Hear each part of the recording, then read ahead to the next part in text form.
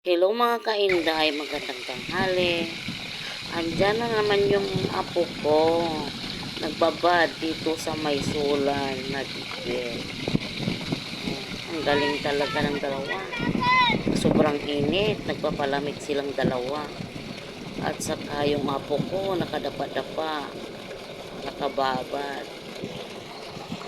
Pati yung anak ko na umulot sa gamit niyang mga shampoo, sabon kasi nalagla. Yung apo ko, yung apo namin ni ate, sa sobrang kulit.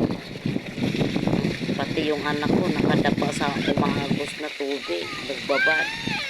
Pati yung apo namin, nagpapalamig talaga sa sobrang init. Enjoy lang po kayo dyan.